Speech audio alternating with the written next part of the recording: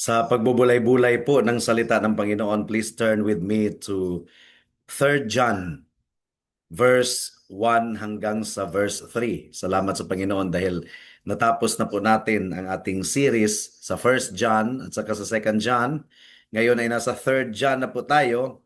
Tutuloy ba natin ito sa Jude hanggang sa Revelation? Most likely. Book of Revelation is a very difficult book, but because this is part of the Word of God, the inspired Word of God, ay talagang i-wrestle natin ang book din na yan. But meanwhile, nandito po tayo sa 3 John, verse 1 hanggang sa verse 3. Ang sabi po dito, ang matanda kay Gayo na minamahal, na aking iniibig sa katotohanan. Minamahal, aking idinadalangin na sa lahat ng mga bagay ay mapabuti ka at magkaroon ka ng kalusugan kung paanong nasa mabuti ring kalagayan ang iyong kaluluwa. Ako'y labis na nagalak nang dumating ang mga kapatid at nagpapatutuong ikaw ay nasa katotohanan. Kung paanong lumalakad ka sa katotohanan, wala nang higit pang kagalakan sa ganang akin na gaya nito, na marinig na ang aking mga anak ay lumalakad sa katotohanan. Purihin ang Panginoon sa pagkabasa ng kaniyang salita. Now, I don't know about you, but I think curiosity will compel all of us to really like biographies. Lalong-lalo na yung talambuhay ng mga sikat na personalidad or ng mga celebrities. Nais po nating malaman kung ano ang kanilang lifestyle, kung ano ang kanilang personal na pamumuhay, ano ba ang kanilang kinakain, and papaano nila pinananatili ang kanilang kalusugan. And many people in the world ay gumagastos talaga ng billions, if not millions of pesos or dollars para lamang sa wellness and personal branding, lalong-lalo na ang mga negosyante. Pero kung ating bubuksan po ang 3 John, mga kapatid, makikita po natin ang spiritual biography or talambuhay ng isang tao na nagngangalang Gaius.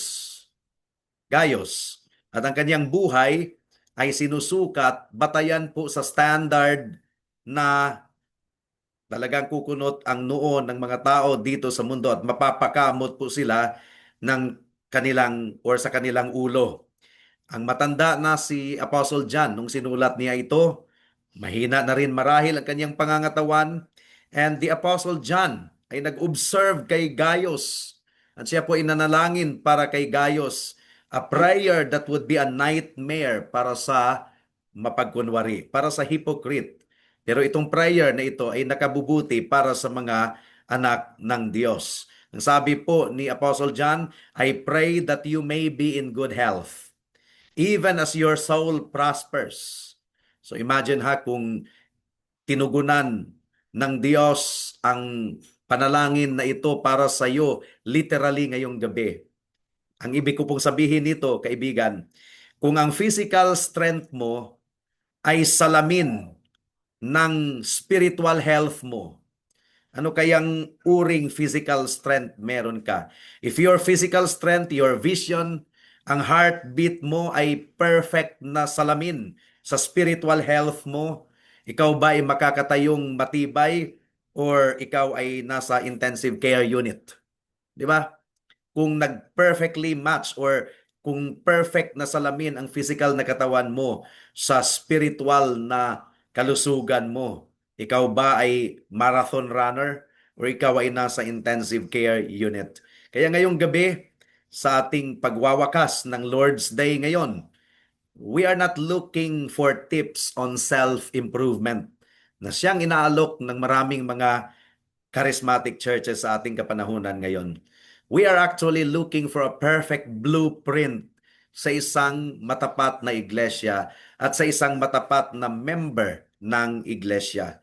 Titingnan po natin ang isang tao na ang kanyang pag-ibig ay nakaangkla sa katotohanan at ang kanyang spiritual health ay nakaangkla din sa kanyang pagiging mabuting katiwala ng Ebanghelyo at ang kanyang paglakad ay nagsisilbing asin at liwanag sa sanlibutan at kagalakan ng mga kapatiran sa iglesia.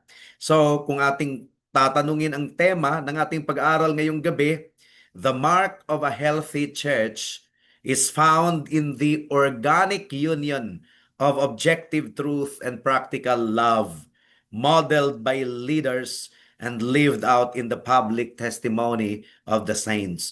Meron pong apat na bahagi ang ating pag-aaral ngayong gabi. Una, the elder and the anchor of truth. Pangalawa, holistic stewardship. Pangatlo, the publicity of grace. At pangapat, the pastor's greatest paycheck. At naway tulungan po tayo ng ating Panginoon sa ating pagbubulay-bulay ng kanyang salita ngayong gabi. Tayo po muna ay manalangin at hilingin po natin ang tulong ng ating Diyos.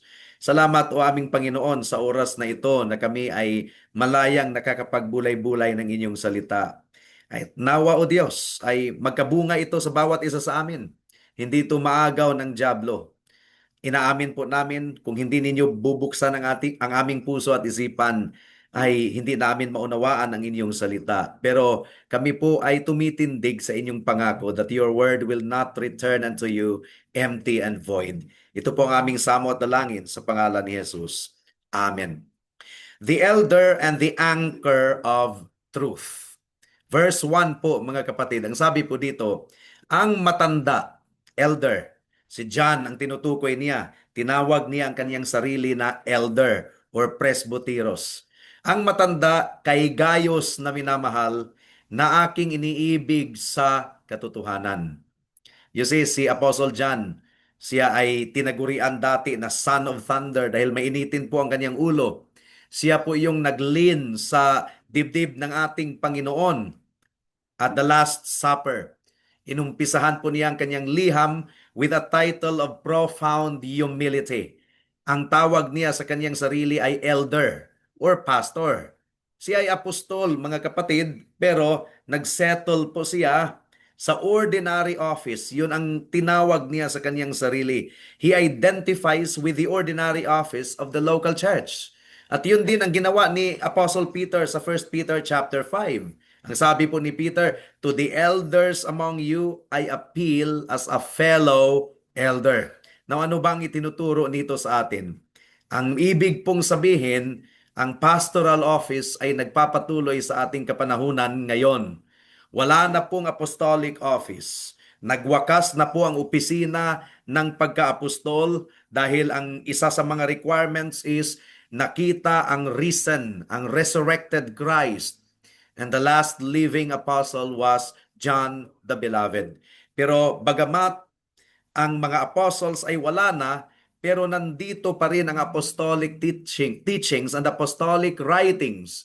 And si Apostle John, by identifying himself as an elder or a pastor, ay talagang sinasabi niya na ang pastor po ang magpapatuloy sa gawain ng mga apostol. Bagamat hindi na ang pastor nakakatanggap ng direct revelation from the Lord, pero ang pastor po ay magstick sa kung ano ang turo ng mga apostol na nakatala sa banal na kasulatan. So apostle as John was and apostle as Peter was, they identified themselves with the ordinary office of the local church. Ayon pa po kay Charles Spurgeon, the highest office in the church is that of a servant. Yan ang pinakamataas na opisina sa church. Ang ibig sabihin, saan man tayo nilalagay ng ating Panginoon, tayo po ay hindi mag-iisip that we are somebody. We always have to consider ourselves as servants of God, doulos of Christ, katiwala sa salita ng ating Panginoon, katiwala sa katotohanan na diniposito sa banal na kasulatan. Anong uring pag-ibig meron si Apostle John kay Gayos? Ang pag-ibig ni Apostle John kay Gayos ay hindi sentimental na uri ng pag-ibig. It is a love grounded in truth. Yun ang sinasabi ng salita ng Panginoon. Ang sabi po dito sa verse 1, ang matanda kay Gayo na minamahal na aking iniibig sa katotohanan. So ang pag-ibig, ang batayan ng pag-ibig ni John kay Gayos ay ang katotohanan. Now sa taong 2026, Ang mundo ay nagsasabi po sa atin ng ibig pong sabihin ng love ay i-affirm mo ang lahat ng mga bagay. Wala kang i-correct. Inclusivity, tanggapin mo ang lahat. That's not love. Para sa isang tunay na Christian, truth is the soil on which love grows. Ang katotohanan ang siyang lupa, soil, kung saan tumutubo ang pag-ibig. Kaya kung pakinggan po natin si John Owen, sinabi po niya na kung tunay na iniibig natin ang isang tao pero ini-ignore natin ang kaniyang kasalanan at kamalian, hindi yan tunay na pag-ibig. That is cruelty. Because love does not rejoice in wrongdoing, but love rejoices in the truth. Ang pag-ibig na walang katotohanan ay parang stick ba na gagapangan ng vine, katulad ng sitaw ba yon, yung string beans? Katulad ng sitaw, di ba? Yung nagtatanim kami sa probinsya ng sitaw, ay naglalagay kami ng stick upang gapangan. Now, ang pag-ibig na walang katotohanan ay parang vine, parang sitaw na walang stick na gagapangan. Kaya saan mapupunta yung sitaw na yon? Sa lupa. Mabubulok siya dyan. Hindi yan ang kaniyang tamang paglalagyan. Pero, ang katotohanan na walang pag-ibig ay parang gapangan din na stick na walang vine. Malamig, rigid, and patay. Ang pag-ibig ni John para kay Gaius is the perfect union of both love and truth. Now, kahit si Apostle John, hindi po siya nagsettle sa title na apostle, but he settled sa title na elder. At itinuring niya ang title na elder as a title of honor also. Anong ibig sabihin nito? Ang mga members ay hinihikayat na magbigay support at galang at karangalan sa mga elders na sila po ang nagpo-proclaim ng apostolic teaching sa kanila week after week. At sundin po natin ang example ni Gaius. Do you have a spiritual testimony that would cause an apostle to rejoice? Ang testimony mo ba sa Christian life mo is such a thing na ang mga lingkod ng Diyos, katulad ng mga pastors, ay magre-rejoice? You don't have to be an elder to be called beloved in the truth. You just have to be a faithful Christian na lumalakad sa katotohanan. And the title beloved in the truth will be applicable to you. At itest din po natin ang ating pag-ibig. Anong uring pag-ibig meron tayo sa ating mga kapatid? Is that love based on truth or barkada system? Is that love based on truth or just based on niceness? Ang tunay na pag-ibig ay willing na mag-confront sa kasalanan. True love is willing to speak difficult truths because it cares for the other person's soul more than their temporary comfort. Kaya pagbulay-bulayan po natin yan, mga kapatid. Pangalawang punto, holistic stewardship, the well-ordered life. Verse 2, ito yung uring pamumuhay meron si Gaius, holistic steward sa harapan ng Panginoon. Verse 2, minamahal, aking idinadalangin, ito yung prayer item ni Apostle John para kay Gaius. Aking idinadalangin na sa lahat ng mga bagay ay mapabuti ka at magkaroon ka ng kalusugan kung paanong nasa mabuti ring kalagayan ang iyong kaluluwa. So ano ang ipinagpipray ni Apostle John para kay Gaius? Parihong physical strength and spiritual strength. Pero sinasabi po ni Apostle John, ang spiritual strength ni ni Gaius ay dapat mag-match sa kanyang physical strength. Kaya nga ang tanong ko kaganina, paano kung ang physical strength mo ay perfect reflection ng spiritual strength mo? Paano kung perfect reflection ang physical strength sa kung anong uring kaluluwa meron ka? Ikaw ba ay matuturing na marathon runner sapagkat malusog ang spiritual strength mo? Or ikaw ay ipapasok sa intensive care unit dahil naghihikahos ang spiritual strength mo at na perfectly mirrored yan by your physical strength. Nakakatakot po, no? Kung ang ating physical strength is a perfect reflection or mirror of our spiritual strength.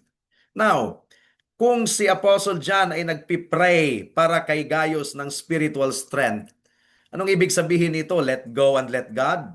Okay, I'm praying for your spiritual strength, Gaius. Okay na, tutugunan ng Panginoon ang prayer na yan.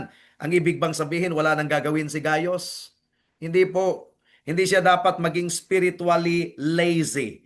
Kung nagpipray si Apostle John para kay Gaius for spiritual strength, ang ibig pong sabihin, nagpipray din si Apostle John na si Gaius ay magiging masipag sa means of grace. Magiging masipag sa pagbuklat ng salita ng Diyos. Magiging masipag sa pagbubulay-bulay ng salita ng Diyos at pag-apply nito sa kaniyang sariling buhay at magiging masipag sa pananalangin. So when we pray for spiritual strength, it means that we are praying that all of the brethren will really be diligent in attending to the means of grace. Spiritual health requires means of grace. Ano-ano ang mga means of grace? The Word of God, the ordinances of baptism and Lord's Supper, and prayer, and fellowship din with the brethren. These are means of grace na nagko-contribute sa ating spiritual health. So, you are also praying spiritual health for yourself. That means you are also praying for diligence in attending to this means of grace. And then, nagpipray din si John para kay Gaius ng physical health. Ano, let go and let God lang si Gaius? Na wala na siyang gagawin? Okay, Gaius, I am already praying for your physical health. So okay ka na, ayos ka na. No, ang ibig pong sabihin yan, kung nagpipray si John para sa physical health ni Gaius, he is also praying na si Gaius ay hindi magiging pabaya sa kanyang physical na katawan. Nananalangin din siya na sundin ni Gaius ang sixth commandment na do not kill. Kung merong ipinagbabawal, merong ipinag-uutos. Positive command ng do not kill is value life. Take care of your physical bodies. Matulog ng maayos, kumain ng maayos, magpahinga ng maayos. Kasama na rin din po yan ang physical exercise.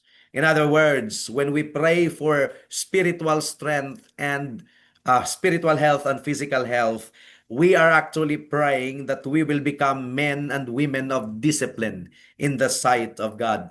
Parihong discipline na spiritual and discipline na physical. Pagdating po sa physical, hindi po tayo ang may-ari ng ating katawan. Hiram lang po natin ito sa ating Panginoon. At kabilang sa ating pag-take care ng ating katawan ay ang Sabbath rest. Ang Lord's Day worship, eating soberly, and sleeping are acts of worship pa rin pala. Because our bodies are temple of the Holy Spirit and we have to become good stewards of our body. And therefore, when we take good care of our physical body, we are actually worshiping God who created our physical life. Now, ang ating prayer ay dapat specific. Pag sinabing God bless you, higit pa sa God bless. Hindi sinabi ni Apostle John na God bless you, Brother Gaius.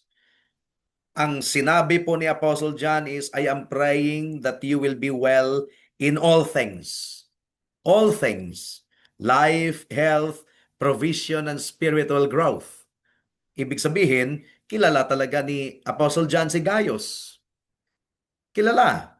How can you pray for all things sa mga kapatiran kung hindi ka nag-spend ng fellowship sa kanya? You would not have any idea as to what to pray for if you do not know our brothers or sisters. So, itong all things na ito ay dapat mas specify. And that means we have the responsibility na kumustahin ang ating kapatid. Ano ang maipagpipray natin para sa kanya? I-reject natin ang spiritual laziness. Let go and let God is not a biblical command. We are called to the disciplines of grace. Ang paglago natin kay Kristo ay utos na kailangan po nating sundin. Hindi ito feeling na hihintayin lang natin. Utos, sinabi po ni Apostle Peter, grow in the grace of God. Growth is a command. Hindi po ito feeling na hinihintay lang po natin. We have to do something in order to grow. And if we are to pray for one another's all things, how can we improve our church fellowship so that we actually know the all things of our brothers and sisters? And that leads us to the third point, the publicity of grace. Ito yung testimony ni Gaius, a walk that talks. Verse 3. Ang sabi po ng verse 3, ako'y labis na nagalak nang dumating ang mga kapatid at nagpatutuong ikaw ay nasa katotohanan. Kung paanong lumalakad ka sa katotohanan. Abay, napakaganda ng testimony ni Gaius. Napakaganda ng kanyang testimony. Gaius wasn't walking in his truth. Hindi sinabi ni John, you are walking in your truth. Ang sabi, he was walking in the truth. There's only one absolute truth, and that is the truth as found in the Bible, in the scriptures. There is the difference between objective truth and relativistic truth. Yung relativistic, yung ibig sabihin na what is true to you may not true to me. What is true to me may not be true to you. So, kanya-kanyang respect lang tayo, walang sapilitan. That's not the kind of truth na tinutukoy ni Apostle John na ipinamumuhay ni Gaius. Gaius was walking in the truth, meaning to say, absolute truth, objective truth. At ayon pa sa ating Confession of Faith, the Summarium Fidei Christianae Filipinas or Summary of the Christian Faith Philippines, Chapter 1, Paragraph 1, the Holy Scripture is the only sufficient, certain, and infallible rule of faith and practice. Ang katotohanan according to the world, fluid eh. Hindi nga nila ma-define ngayon kung ano ang ibig sabihin ng woman. What is a woman? Hindi talaga masagot. Kasi meron pong kasinungalingan na pilit nilang ini-insist. So the world's truth is fluid, changing with the political winds of 2026. Nangyari lang na sa Amerika, conservative ang nagiging leader. So, madidefine talaga ang truth in terms of common sense. But we are not talking about politics here. We are talking about the objective truth of the Word of God. The gospel truth is anchored in the rock of ages. At ano pa, ang sinasabi patungkol kay Gaius, ang grace pala, ang biyaya, I mean, the working of grace in the life of a person, observable pala yan. Observable. Hindi na kailangan pang sumulat si Gaius ng kaniyang spiritual resume. Ang mga brothers na ang nagpapatutuo patungkol sa kaniya. So, grace is not just a public feeling. It is a public walk. Ulitin ko, grace is not just a private feeling. It is a public walk. Ang grace po ay observable.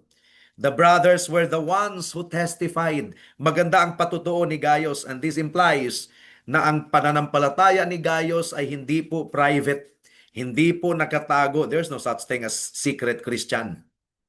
Ang pananampalataya ni Gaius ay merong mga paa, lumalakad, and it was visible in his hospitality, in his speech, and in his integrity. In other words, namumuhay si Gaius according to the practical outworking of Matthew chapter 5, verse 13 and 16, na siya ay asin at liwanag sa sanlibutan. And when we walk in the truth, we become a city on a hill na hindi po may tatago. The beauty of a good testimony is that it points away from the person and towards the master who transformed them. Hindi mo naman kailangang ipamalita sa mga tao na sumikat na ang araw. Now, nararamdaman na yan ng mga tao eh. Nakikita na ng mga tao ang liwanag sa paligid, ang ilaw ng araw na nagre-reflect sa mga bubong ng bahay. Hindi na kailangang ipamalita mo ng araw ay sumikat na. Likewise, you shouldn't have to tell people you are a Christian. The light of the truth should be visible in your hospitality and in your integrity. Di ba? Hindi na kailangan pang i-publish kasi ang buhay natin mismo ang publisher. There's no such thing as silent faith. Walking is a public action. If no one can testify to your truth, you must ask if you are truly walking in the truth. I-reject po natin ang subjectivity. Kailangan nating pakinggan ang babala against relativistic language sa ating kapanahunan ngayon. Let us be people of the book, the Word of God, na ang ating conviction ay nakaugat sa hindi nagbabagong 66 books of the Bible. And then, we have to encourage you to encourage your pastors also. You don't need to give them plaque or a gift. Simply by walking in the truth, that is already one of the greatest gifts na may pagkakaloob ninyo sa inyong pastor. And of course, offering natin yan sa ating Panginoon. And that leads us to the fourth and final point, the pastor's greatest paycheck. Ano ba ang pinaka-reward ng pastor? Ang pinaka-reward ng pastor is makapag-produce ng spiritual children na lumalakad sa katotohanan. Verse 4 ng ating teksto. Wala nang higit pang kagalakan sa ganang akin na gaya nito, na marinig na ang aking mga anak ay lumalakad sa katotohanan. Grabe no, superlative joy ito ni Apostle John. He doesn't say his greatest joy is church growth or a new building or a social influence. Hindi yan ang kanyang greatest joy. Ang kanyang greatest joy is the perseverance of the saints, walking in truth.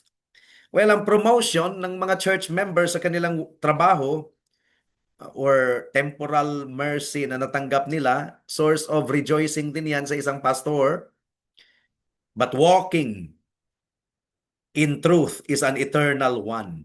Samantalang ang pagpapala ng mga members, nagpa-prosper yung kanilang career, nag-i-enjoy sila ng physical health. Ito ay mga temporal mercies that we also rejoice. Pero sa totoo lang, ang trabaho ay maaring mawala at ang physical health ay maaring mag-fail sa atin. But to walk in the truth, to persevere in faith, to grow in holiness, and to stand firm in sound doctrine, ito ay eternal mercy. Hindi ito temporal mercy. And this thrills the soul of a pastor because it is the only evidence that his children are truly heirs of the kingdom of God. Ayon pa kay Martin Lloyd-Jones, the greatest honor that can come to a minister is to see his people living the gospel. And I couldn't agree less. Dahil ang discipleship ay imitation naman talaga. Ang discipleship is imitation. John calls them his children, mga anak. And this is really life-on-life discipleship. Kung ang children ni John, the beloved, ay lumalakad sa katotohanan, ang ibig sabihin, siya mismo, bilang spiritual father, ay lumalakad sa katotohanan, meron pong integrity. Now, para sa mga older saints, sa Pillar of Truth, are you living a life worth imitating? That is a question para sa mga elders. Could you say to a younger believer, walk as I walk? Kasi yun ang sinabi ni Paul, imitate me as I imitate Christ. And then there is a balance between doctrine and duty. To walk in truth is to have a mind informed by sound doctrine and the feet that is directed by the Word of God. I-evaluate din po natin ang ating kagalakan. What brings you most joy, kapatid, sa Panginoon? Ang nagbibigay ba sa iyo ng kagalakan ay ang academic grades ng inyong mga anak or career success? Or ang kagalakan talaga natin na pinakamalaki is nakikita natin ang ating mga anak na nagpapasakop sa Panginoon at nananampalataya sa Panginoon at lumalakad ayon sa Kanyang salita. Now, this is the duty of the discipler. To the older men and women sa ating iglesia, are you living a life that is worth imitating? Are you living a life na masasabi mo talaga na gayahin mo ako as I imitate Christ? Ang kagalakan ng isang under shepherd, ng isang pastor, hindi po ang malaking church building and ang tawag niyan, magandang parsonage. No? Or sasakyan. Ang kagalakan ng isang tunay na pastor ay ang kabanalan ng iglesia. That is the pastor's comfort. When the world is chaotic, the sight of a spiritual child standing firm in the gospel is a healing balm to a weary leader. I-examine po natin yung all things kasi ang prayer ni John para kay Gaius is that in all things Gaius will be well. So, kumusta ang kaluluwa mo? Ang kaluluwa mo ba ay malusog? Or pinababayaan mo ang kaluluwa mo pero ang katawan mo ay pinapamper mo? Or you neglect your body while claiming to be spiritual? You are claiming to be spiritual but you neglect your physical body? There should be holistic stewardship, that we will take good care of both spiritual health and physical health. At sana ma-verified po ang ating testimony, no? If the brothers from a sister church ay dumalaw sa iyo sa workplace mo this week, ano kaya ang patutuo nila patungkol sa iyo? Di ba? And then final application is that bless your pastors, bless your elders. You don't need to give your pastors a plaque. Your holiness is their greatest reward. Your walking in truth is the healing balm for their weary souls. Ulitin po natin ito because this is very important. No greater reward na matatanggap ng isang pastor kaysa ang kaniyang mga members ay lumalakad sa katotohanan ng salita ng Diyos. Para sa mga kaibigan natin na wala pa kay Kristo, hindi po kasi ma-fake ang transformation. Transformation can never be faked. Marami pong nag-New Year's resolution na hindi na daw magsisinungaling, hindi na daw maging magalitin. But kung ang puso talaga ay hindi na bago, wala pang isang linggo, violate na yung New Year's resolution na yan. Ang kailangan po talaga ay ang pagtanggal ng Diyos sa pusong bato at palitan ito ng pusong laman. And this is something that only the Holy Spirit can do. Kung nakita mo yan sa iyo, kaibigan, that you are a sinner and you are under God's wrath and condemnation, do not try to earn God's favor by your resolution to change yourselves because you cannot change yourself. You need a new heart. You need a new spirit within you. And that is something that only the Holy Spirit can give. Come to Jesus Christ. Tumawag ka sa kanyang pangalan.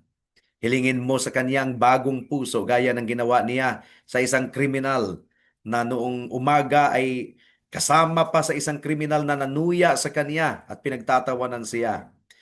Pero pagsapit ng hapon, inabot siya ng biyaya ng Diyos at biglang nagkaroon ng takot ang kaniyang puso. Hindi ka pa ba takot sa Diyos? Ipinako tayo dito dahil makasalanan tayo pero ang taong ito ay walang kasalanan.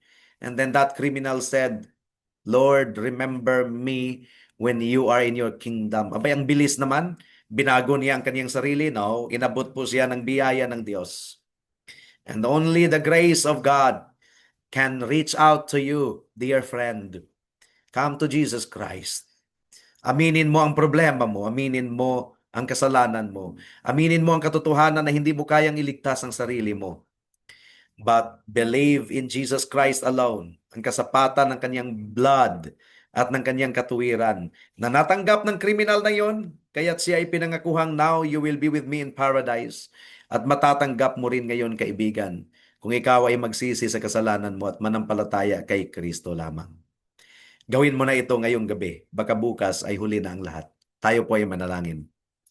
O aming Panginoon, salamat po sa mensahe ng inyong salita.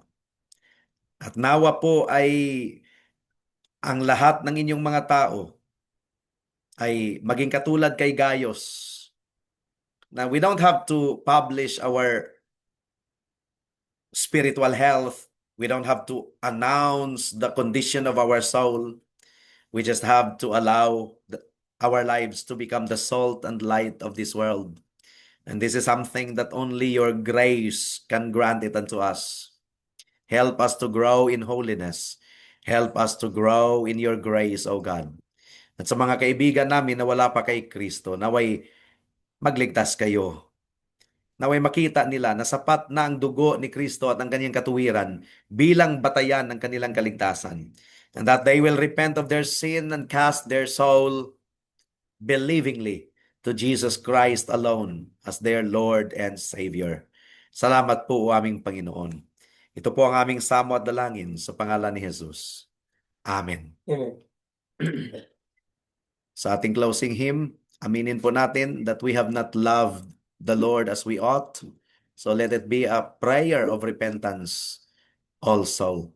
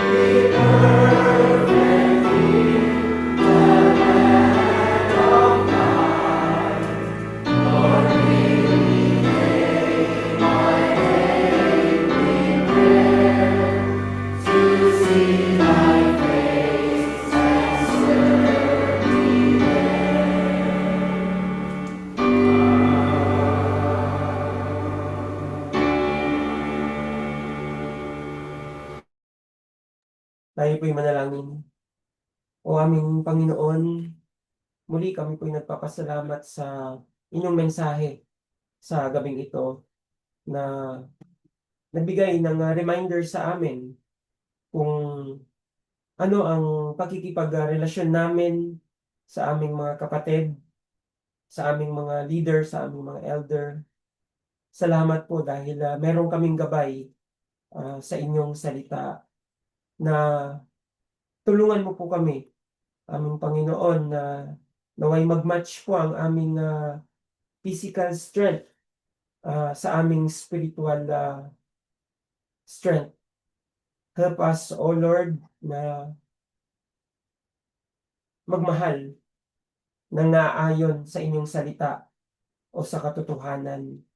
At salamat dahil ito'y dinemonstrate ni Apostle John kay Gaius ang tunay na pagmamahal niya sa kanya.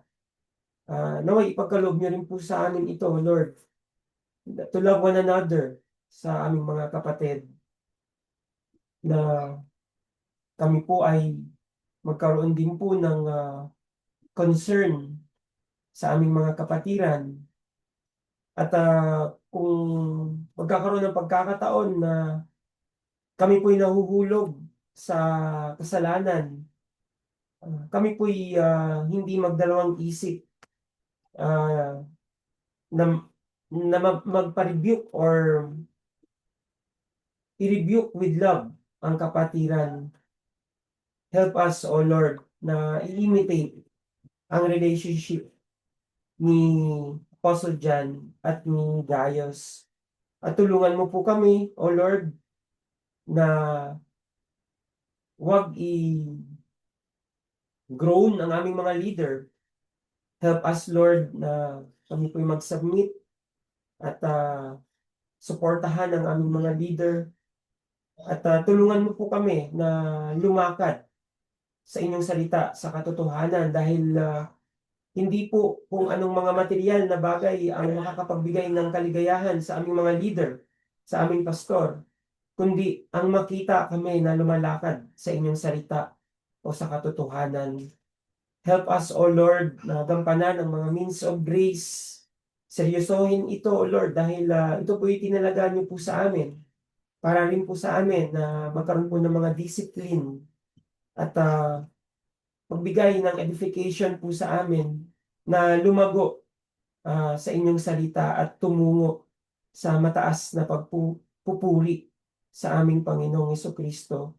Salamat po, Lord, sa mensaheng ito, na hindi ito silbing narinig lang namin at bagkos ito'y aming isabuhay, aming itong ilakad, Panginoon, dahil tanging biyaya niyo lamang kung bakit kami nakakarinig ng totoong salita, katotohanan na nanggagaling lamang sa inyong salita, aming Diyos. Maraming salamat po at sa pagwawakas po ng araw na ito ay naway ikaw po ang magkaloob sa amin ng kapahingahan at muli sa araw ng bukas ay tulungan mo po kami, Panginoon, na lumakad na naayon sa inyong salita at naway sa aming mga gagawin ay tanging ikaw lamang ang maluwalhati. Salamat po, aming Panginoon. In Jesus' name we pray. Amen. Amen. Gandang gabi po sa bawat isa sa atin.